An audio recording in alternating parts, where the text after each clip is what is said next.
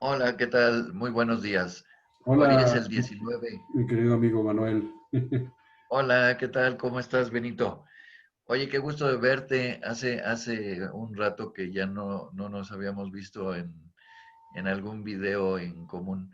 Claro, Oye, fíjate que leí el libro que escribiste, que se llama Flor y Canto del Evangelio de Tonantzin del Guadalupe. Evangelio de Tonantzin Guadalupe, que tú lo escribiste Sí, tuve la y dicha de que, hacerlo, sí.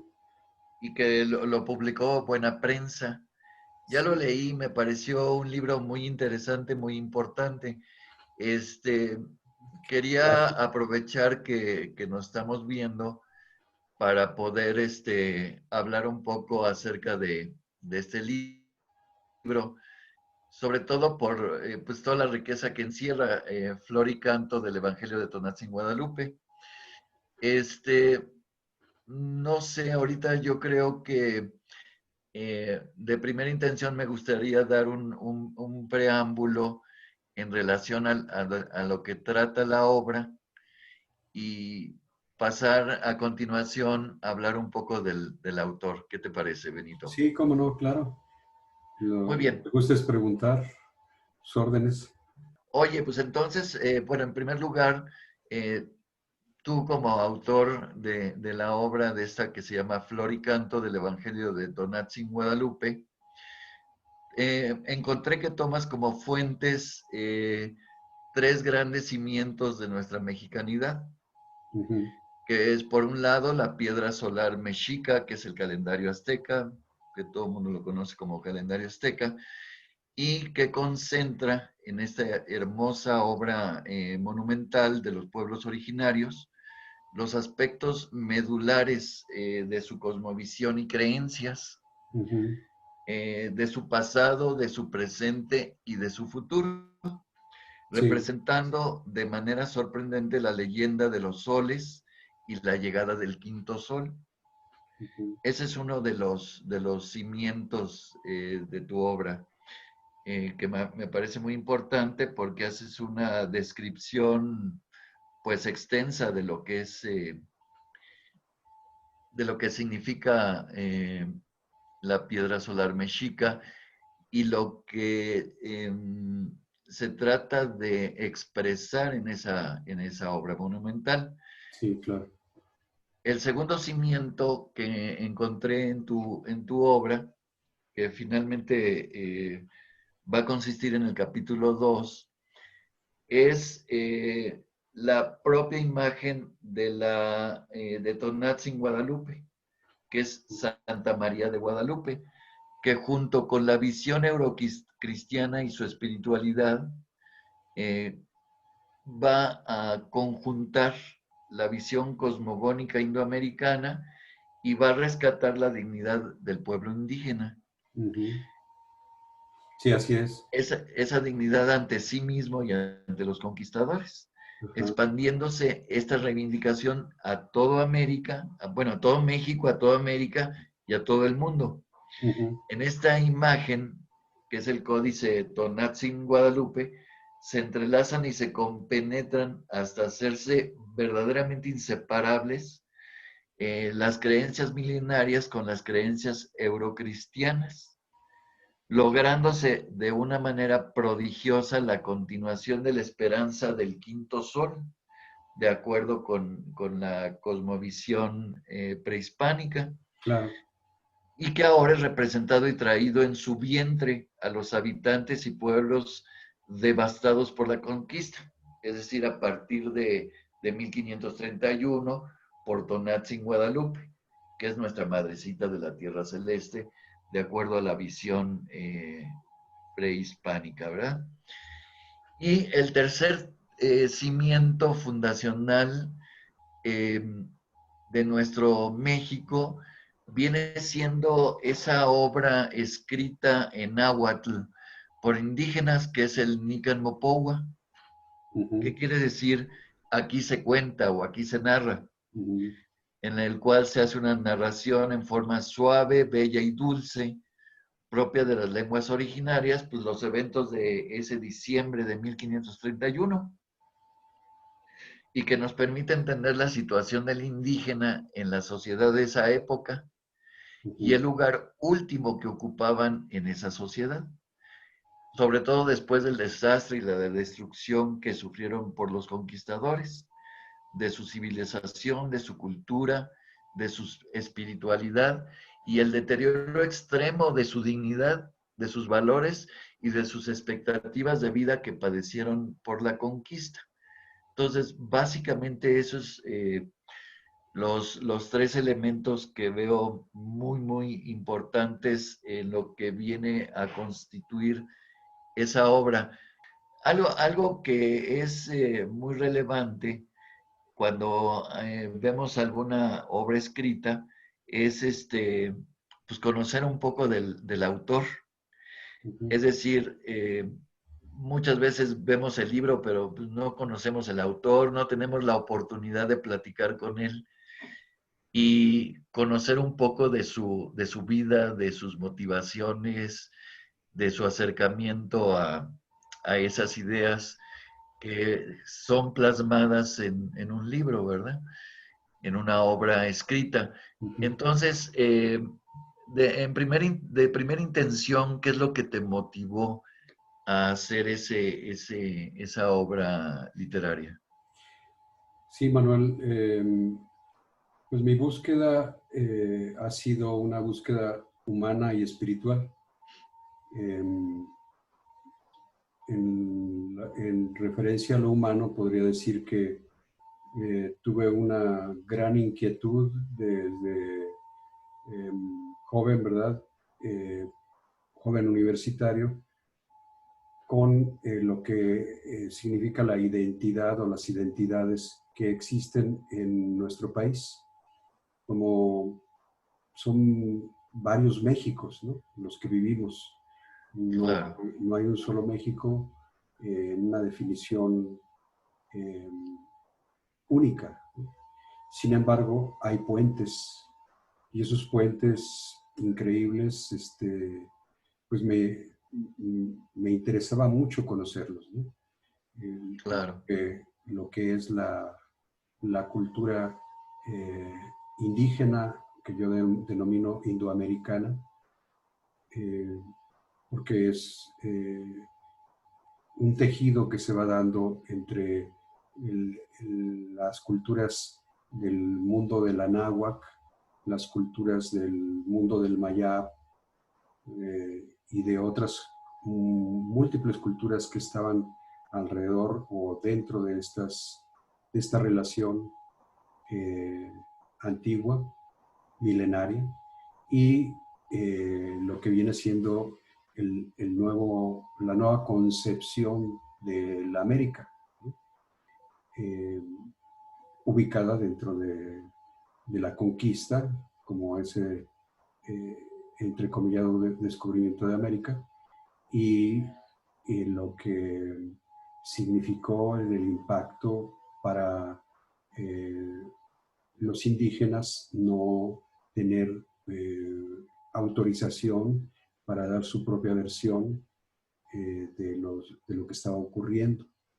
Ellos tenían con claridad eh, la visión de dónde vivían, en dónde estaban ubicados, ¿no? Le llamaban Sem Anáhuac, es decir, una tierra rodeada de agua. Y no era solamente el territorio actual de México, sino era toda América, ¿no? O sea, porque claro conocían eh, las distancias que había entre un océano y otro, y también entre el norte y el sur. Es decir, estaban ubicados, eh, pero también con una percepción diferente, más hacia la salida del sol, hacia el oriente, no hacia el norte, ¿no? Sino hacia el oriente. Es decir, los occidentales vinieron con una visión norteada, ¿sí? y nosotros con una visión orientada. Nada más que pues ahí se dio el choque y la confusión de lenguas, que no fue solamente una conquista. Eh, yo lo que quiero decir de mi propia búsqueda es que me convertí en un profesor de historia, ¿verdad? Durante cerca de 20 años estuve dando las diferentes historias de México, profundizando en la filosofía histórica y en la filosofía política. Me interesó mucho la cuestión de las identidades, la cuestión de la relación entre diferentes culturas, la interculturalidad, que ahora es mi tema dentro del libro, pero no se manejaba de esa forma cuando yo estaba trabajando en la UNAM como profesor de historia. Eh, pero era la conciencia nacional lo que a mí me conmovía, me movía desde el punto de vista de lo humano, ¿no? Y desde el punto de vista de lo espiritual, pues fue la búsqueda de la fe, porque yo viví una crisis de fe dentro de mi adolescencia, a partir, bueno, podría decir que como un niño que vivió el 68 mexicano y la crudeza en que se dio el autoritarismo tan sangriento contra los jóvenes, que yo lo viví en ese impacto buscando, pues ahora sí que con hambre y sed de justicia, quién Claro. pudiera darme una razón eh, a mi fe en términos de esta existencia histórica que yo estaba presenciando como la mayor parte de la juventud de mi generación. Y pues no lo hallé en la iglesia. Y entonces entré en una crisis de fe, ¿no? No lo hallé Claro. tampoco en el seno familiar, me hubiera encantado que hubiera alguna eh, guía, ¿no? Con respecto a esto. Pero no, hubo como una disociación, o ha habido una disociación muy fuerte entre lo que Claro. es la visión histórica y la visión de iglesia, ¿no? Como que si la iglesia no tuviera nada que ver con la historia, ¿no? Aunque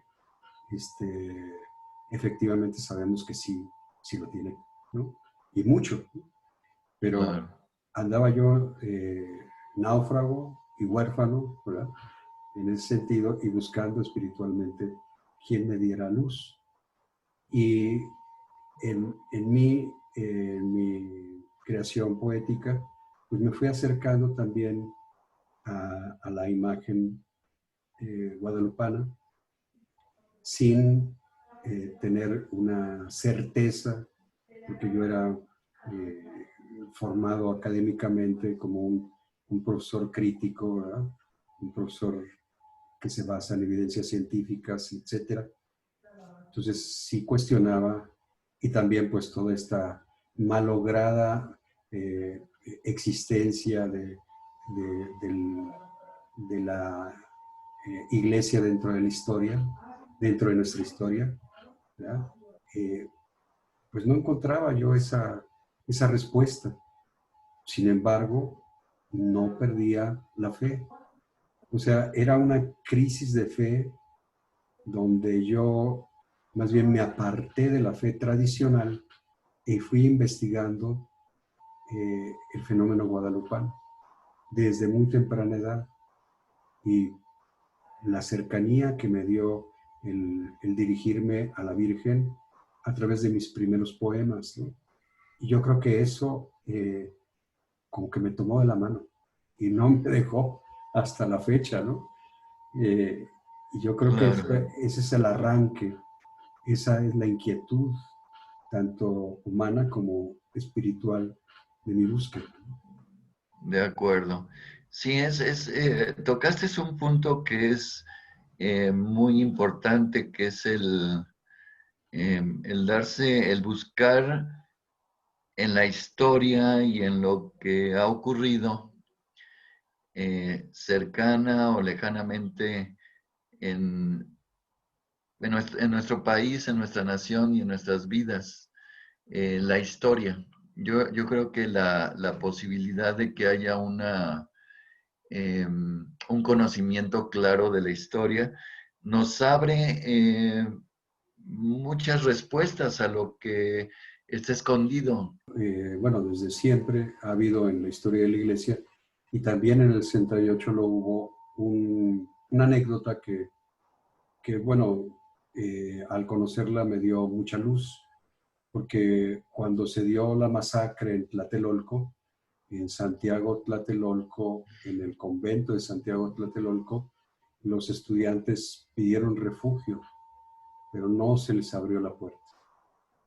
Lamentablemente, o sea, fue algo que me impactó tremendamente, ¿no?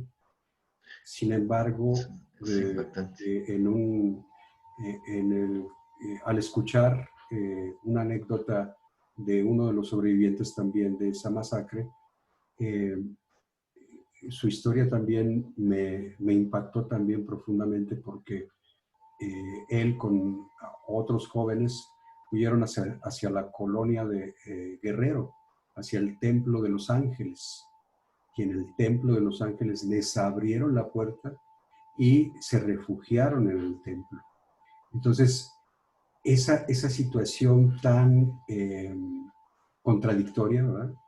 Que se vive dentro de la iglesia y que se ha vivido siempre, ¿verdad? Entre la tentación de callar lo que son las injusticias por estar conforme al poder, conforme a las reglas del poder, y también entrar también en esa connivencia, ¿verdad? No muy sana, y a veces hasta cómplice, ¿verdad? Eh, no se da en todos los aspectos dentro de nuestra iglesia, porque también hay otra parte de la iglesia que entra en una situación de, eh, de abrazar un camino comunitario, un camino de evangélico realmente, de estar con los desfavorecidos, con los pobres, y, y ser custodios, ser verdaderos pastores, ¿no? de nuestro pueblo, y profetas, ¿no? Pues también Mm. se da ese juego, ¿no? Esa lucha interna, ¿no? Y en el mismo 68 se miró. Pero bueno, ya nos fuimos a la parte contemporánea, pero que bueno, Sí, tiene que ver con mi vida, ¿no? Claro, por supuesto, ¿no? claro, claro, claro. Es muy interesante, o sea, conocer esos aspectos de la historia personal de un autor, pues de un libro, que en este caso pues me ha parecido muy importante porque retoma lo que viene siendo los valores, la arqueoastronomía, la cosmovisión de los pueblos originarios, de los pueblos indígenas, y cómo todo eso se puede ir eh, uniendo o conjuntando con lo que va ocurriendo más adelante. Ya entrando un poco en materia del capítulo 1 de tu libro, en la que haces una descripción bastante profunda en relación a la piedra solar mexica, este, ¿cómo podría resumir esa? Porque el capítulo es amplio y hay muchísima información en él. Sin embargo, en pocas palabras, ¿cómo podrías resumir lo que viene a significar la piedra solar mexica o el calendario azteca, haciendo referencia a por qué es diferente llamarle piedra solar mexica a calendario azteca, y cómo concentra esa arqueoastronomía y esa cosmovisión que tenían los pueblos indígenas, y cómo va conduciendo esa lectura de ese primer capítulo hacia la imagen de Tonatzin Guadalupe. Sí, bueno, la piedra del calendario, del llamado calendario azteca, eh, tiene una denominación occidental. El calendario era el tiempo de las calendas, ¿verdad?, que se establecían en el mundo grecolatino para eh, ver sus tiempos agrícolas, ¿no? Y esto, como lo veremos en mi libro, tiene una contribución en términos de, de la reforma que se va a hacer al calendario juliano de origen romano. Y lo va a hacer el Papa Gregorio XII, si mal no recuerdo, que hace una reforma al calendario gregoriano. Pero esto va a ser posterior. ¿Por qué le pongo el énfasis en que es una piedra solar y no un calendario? Precisamente para hacer la diferencia en términos de lo indígena y lo occidental. La piedra solar es en los tiempos eh, vistos desde la cosmovisión indígena. No son tiempos exclusivamente agrícolas y sus referentes simbólicos no son los occidentales, no son las calendas, ¿sí? Porque las calendas también tienen relación con lo adivinatorio y con la cultura o los símbolos grecolatinos. No son iguales, son diferentes, aunque pueda haber cierta similitud, pero no son iguales en términos de la cosmovisión que se da en el mundo de la náhuatl, ni en el mundo maya, ¿verdad? Hay una cosmovisión que es biocósmica, en el sentido de que la relación no es solamente en términos de agentes externos a la cultura o al pueblo, sino que el pueblo mismo es un participante dentro de todo ese mundo cósmico, ¿sí? La persona y la comunidad son parte de todo ese mundo cósmico. Y todo ese mundo cósmico interactúa dentro de sus tiempos, dentro de la cuenta de sus tiempos. Y en la cultura occidental como que se va separando, se va distanciando la persona y la comunidad de la naturaleza, ¿no? Como que fueran dos cosas aparte. En la cosmovisión indígena no es así. Somos parte de lo mismo.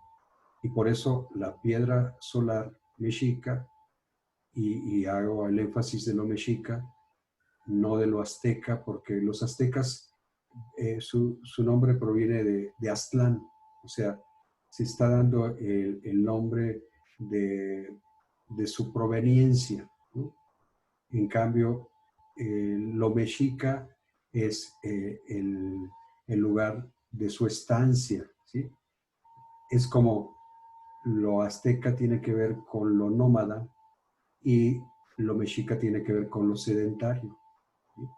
Donde se establece la civilización y el imperio mexica, ¿no? Que es el que conocieron los españoles. El otro no lo conocieron. Entonces, Ah, sí es como un ensamble eh, muy occidental el llamarlo calendario azteca. Por eso estoy haciendo ese deslinde en términos también de denominación, ¿verdad? Que es importante la toponimia en la lingüística, para definir los significados de la historia, de la evolución y del encuentro con la cultura en ante la cual estamos, ¿no? Claro, exacto. Eh, es muy interesante pues todo eso que has estado ahorita mencionando. Algo que me llamó la atención mucho y que te quería preguntar es cómo vas pudiendo conjuntar toda esa información, toda esa representación, todo ese simbolismo que tiene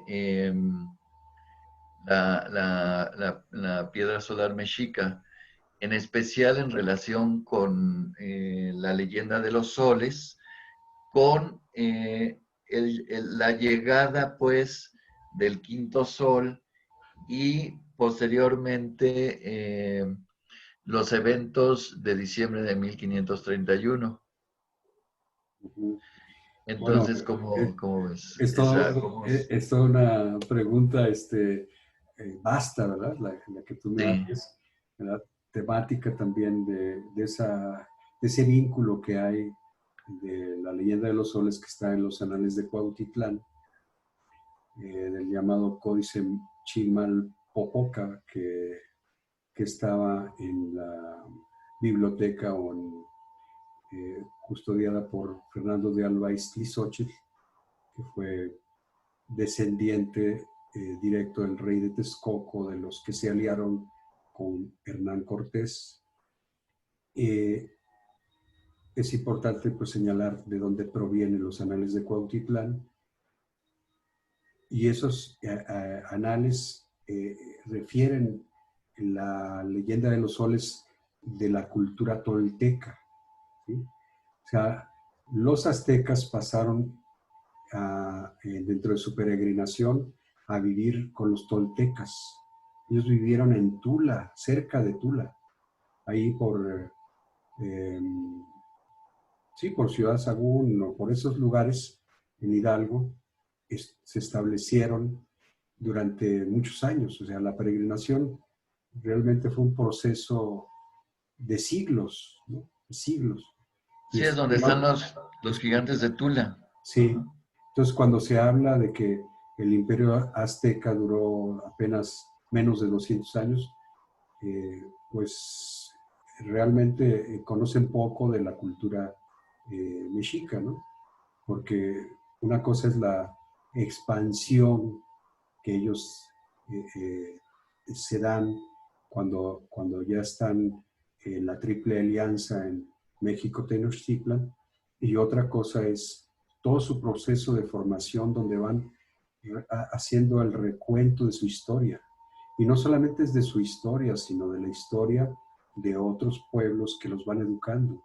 Y ellos mismos también van compartiendo su propia sabiduría.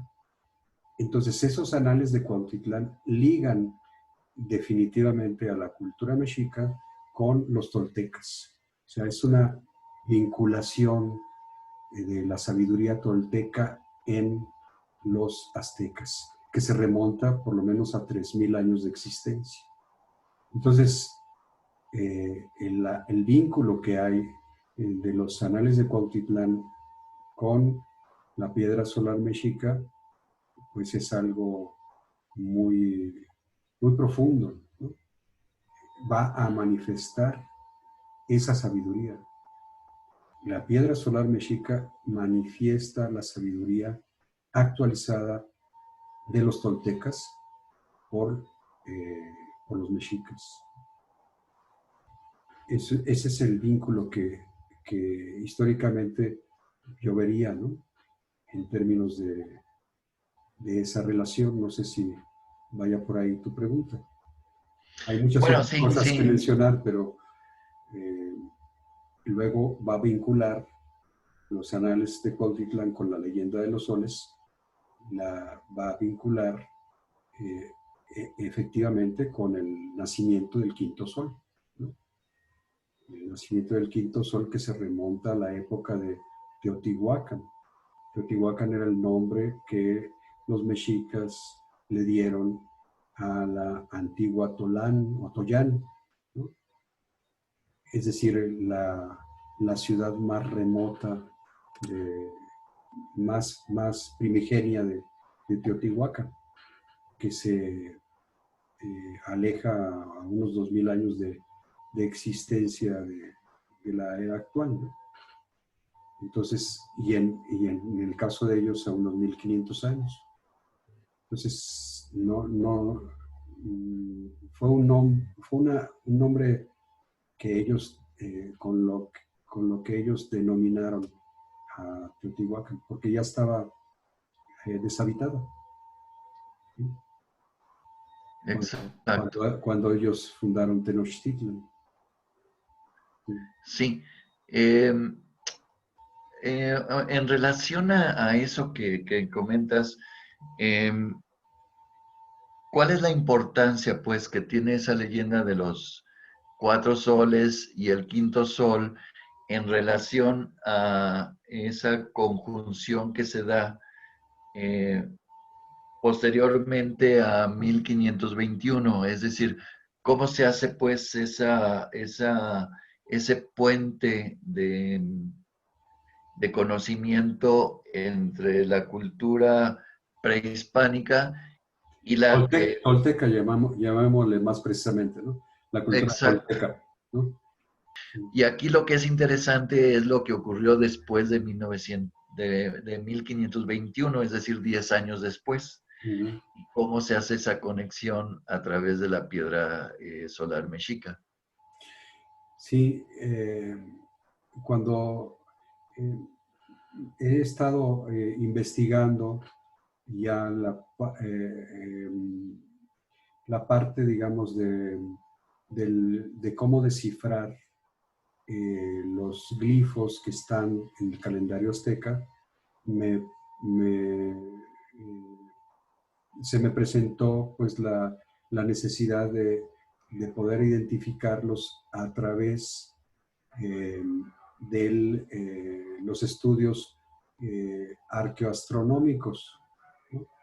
Eh, porque especialmente de un investigador mexicano que pues ha hecho una contribución muy notable, que se llama César Morlán Valle, acerca de los estudios de los cenits, del, del, del paso cenital del Sol en términos arqueoastronómicos, es decir, tanto el cenit que se va dando en el trópico de Cáncer y en todo lo que es el área mesoamericana, eh, y las, eh, los restos arqueológicos que existen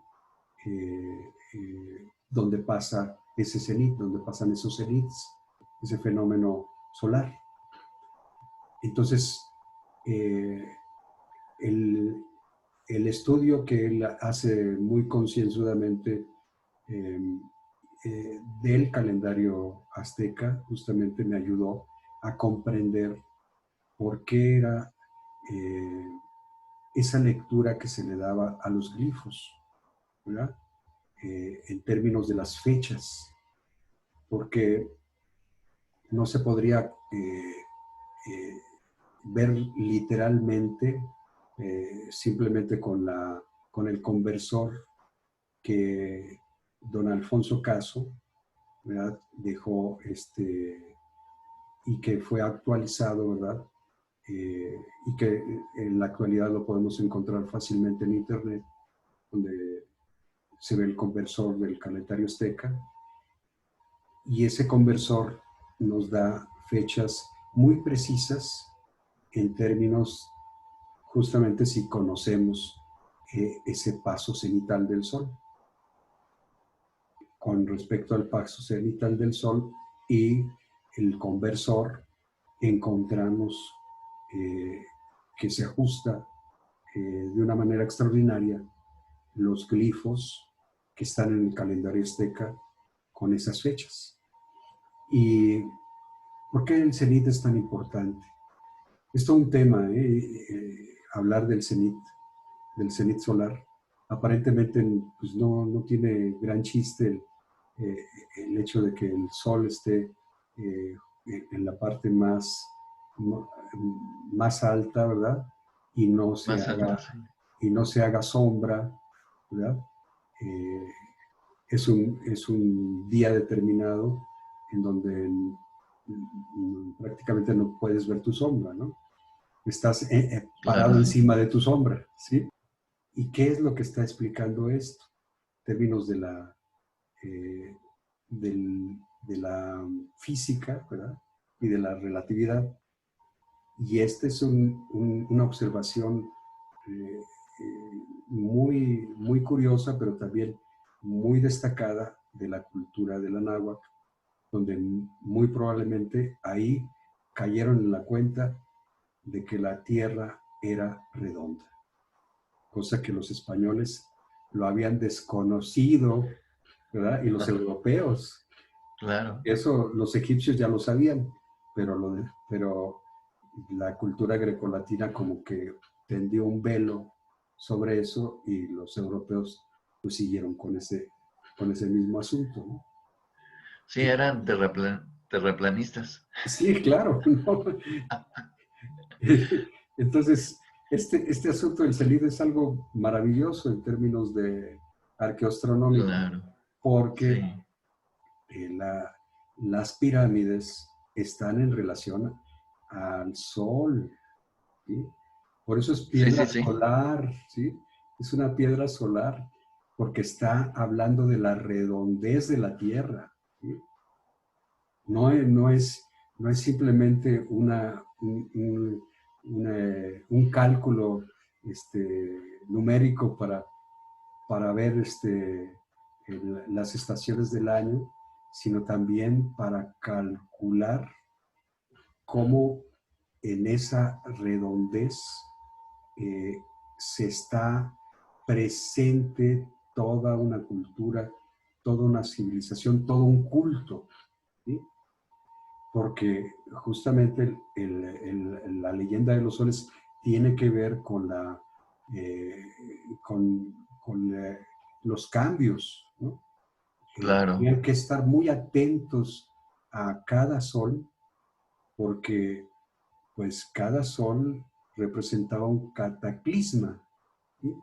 Es decir, claro. no era solamente un cambio de estaciones normal, eso era una serie de fenómenos extraordinarios que llevaban a una situación de sobrevivencia. Claro, claro, claro.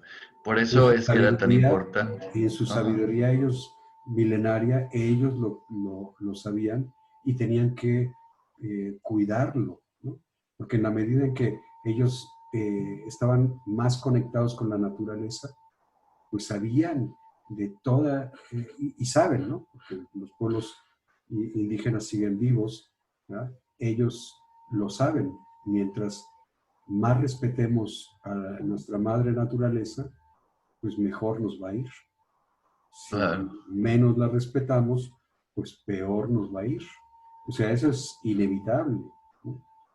claro. Entonces, el tener ellos en cuenta los movimientos eh, solares con respecto a la Tierra, no era solamente con respecto a las estaciones del año para el tiempo agrícola, que es muy importante, ¿verdad? Porque es su subsistencia, pero también tiene que ver con la vigilancia y el cuidado biocósmico de toda la naturaleza a la cual se sienten pertenecientes y que hay que conseguir el equilibrio, porque si no se consigue entonces viene el cataclismo. Es decir, el, el cambio de sol no es solamente un fenómeno natural, sino también interviene la voluntad humana, ¿sí? Y eso lo sabían muy bien. Por eso el culto al sol está expresado en las pirámides. Claro, Y toda su religiosidad estaba concentrado justamente para que eh, en esa observación, en esa contemplación, en esa armonía, en ese equilibrio, pudieran mantenerse las buenas condiciones favorables para todos. Sí. Entonces, el cambio de sol no es solamente un cuentito para niños, ¿verdad? No es solamente una cuestión, pues es la mitología de los indios, no, no es solamente eso. Más bien, esa es una mentalidad eurocéntrica, ¿sí? Casi diríamos discriminatoria, ¿sí? Discriminatoria de la Tierra, el cosmos y toda la naturaleza que no sea el hombre o sí, el ser humano. la sabiduría propia de los indígenas, ¿no? Claro. Sí, sí, esa cosmovisión es extraordinaria porque precisamente se ve la importancia que tiene todo el universo, incluyendo pues la Tierra, la Luna, el Sol, etcétera, todo lo vivo y lo no vivo, cómo conforma pues una misma unidad en la cual nosotros estamos pues viviendo de ella, esa es la realidad, poco aportamos nosotros a la naturaleza y mucho sacamos de ella. Algo muy interesante que encontré en ese primer capítulo es cómo hacen en esa misma piedra solar mexica la corrección del mismo tiempo, mucho antes que la corrección que se dio en el calendario gregoriano. Es decir, mientras estaban todavía en Europa con el calendario juliano, ya los mexicas habían constituido un cambio, una corrección en el tiempo que se puede ver bueno, en el calendario azteca o en la piedra solar mexica. Eso es muy, muy interesante y muy importante en relación a lo que comentabas, la precisión que tenían para la medición de las cosas en relación pues precisamente al día, el día cósmico, ¿verdad? Mexica, que tenía que ver con la mitad de un día, la noche que sigue y la mitad del siguiente día, y cómo eso se iba modificando día con día y podían hacer las mediciones muy precisas. Sí me gustaría si pudieras ampliar ese concepto de la precisión que tenía la piedra solar mexica en relación a esa medición del tiempo y esa corrección de su propio tiempo que hicieron pues en el tiempo eh, por ahí del 1400 o 1500 más o menos, mucho antes que la corrección del calendario gregoriano. Sí, en el calendario o en el mal llamado calendario azteca, que denomino piedra solar mexica, está la fecha del año 1507 eh, para señalada en los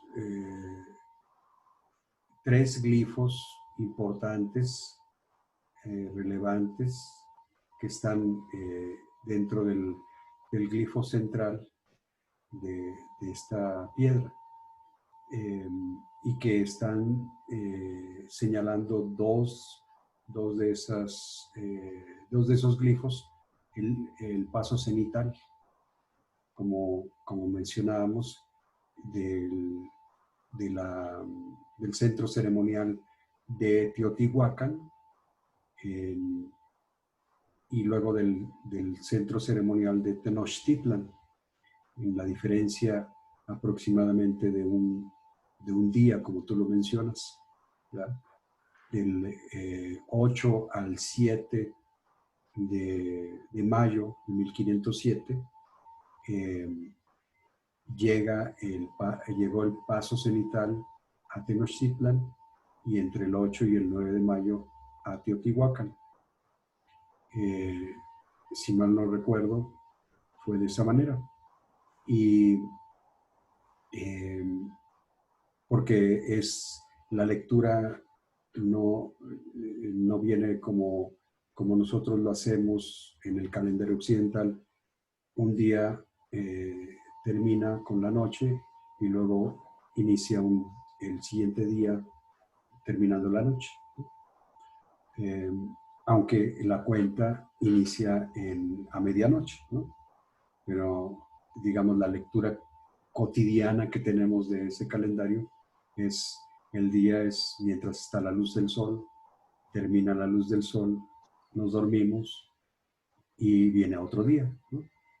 En cambio en ellos no es así, es la lectura inicia en mediodía, transcurre todo el mediodía hasta llegar en la tarde, el atardecer, pasa la noche entera y luego en el amanecer hasta el siguiente mediodía, ese es su día, ¿sí? Ese es el día indígena, la cosmovisión indígena. Es el día que contiene a la noche, ¿sí? Es algo extraordinario, ¿no? Eh, Sí, Porque en su simbología era muy importante el seguimiento del rastro del sol, ¿sí? A dónde se iba el sol. Y nosotros tenemos noción de, de que, bueno, ya en la actualidad, ¿no? Pues de que el sol no es que se vaya, sino que nosotros estamos dando la vuelta al sol, ¿no? Y de alguna forma ellos lo intuían de esa misma manera. Eh, Solo que el seguimiento a ese sol nocturno se daba a través de la referencia del nadir, ¿sí?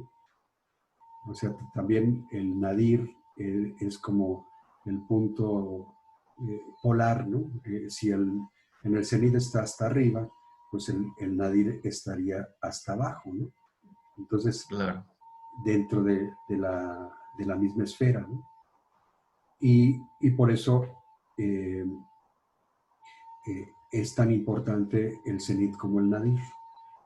Y que esa referencia les daba la noticia que eh, se había alumbrado un nuevo sol hacía 1500 años, ¿sí?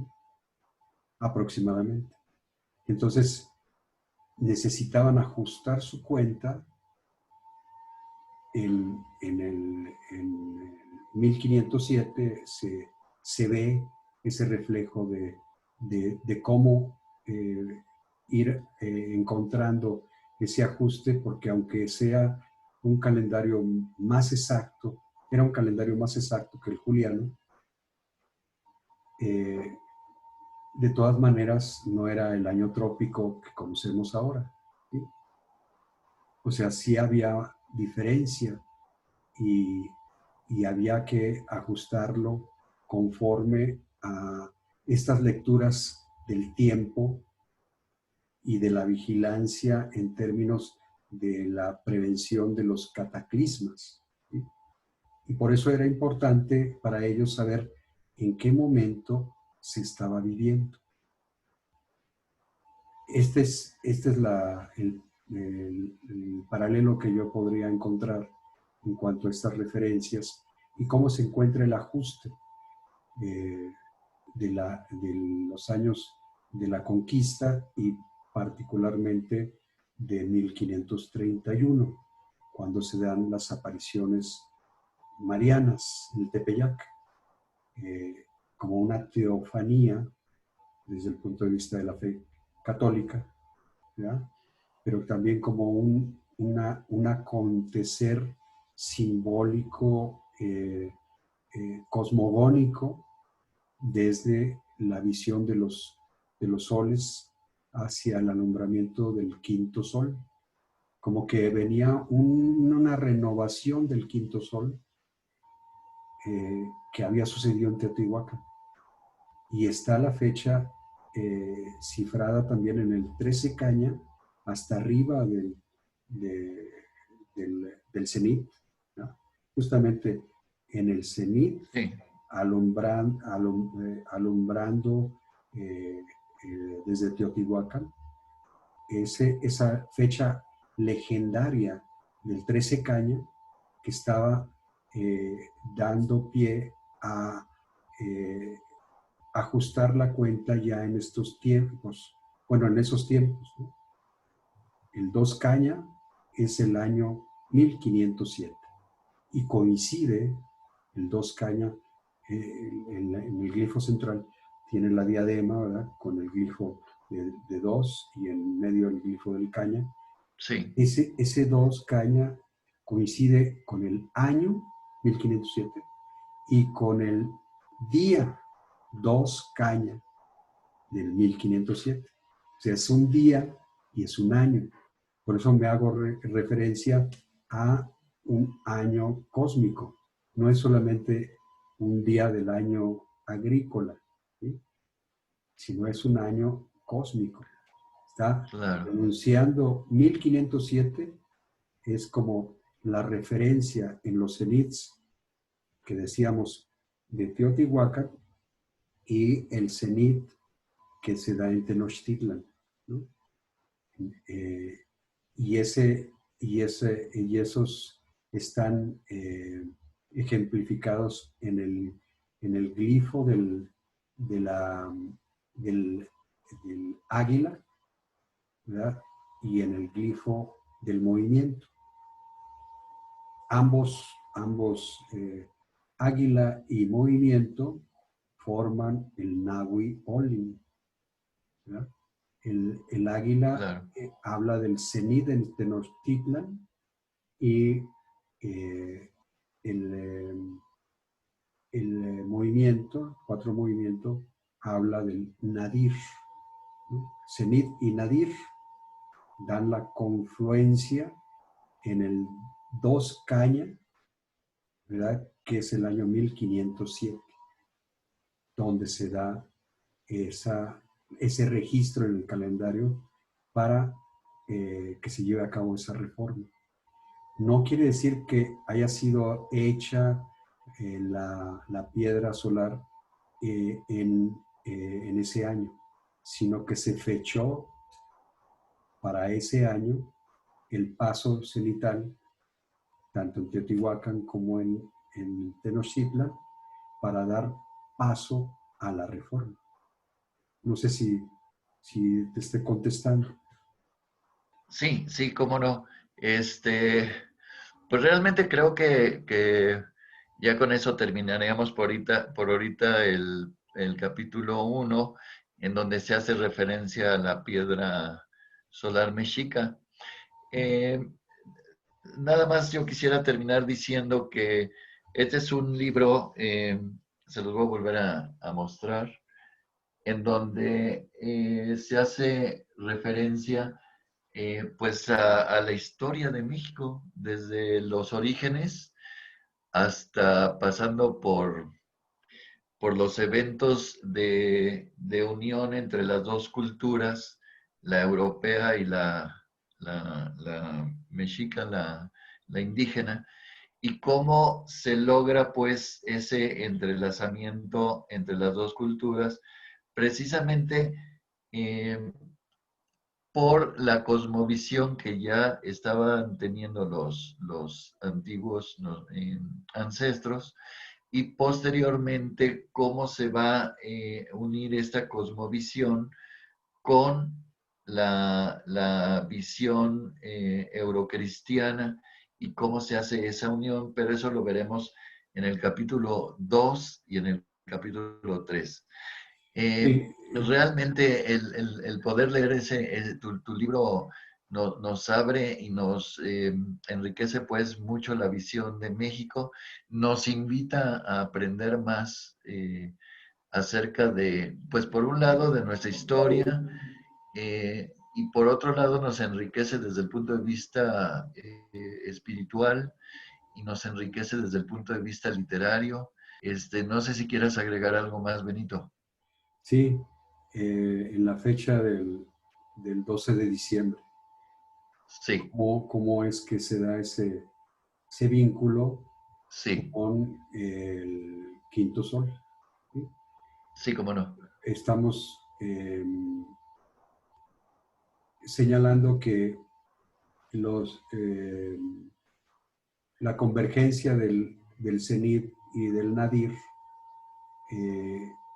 daba pauta para esa reforma, pero esa reforma iba a partir del término de el solsticio de invierno, que en ese entonces estaba fechado, según el calendario juliano, para el 12 de diciembre. Y ellos obviamente no conocían el calendario juliano, pero sí sabían del desajuste que había en su propio calendario, que no se ajustaba a ese paso cenital y a esos equinoccios y solsticios de una manera precisa, y era necesario precisarlo.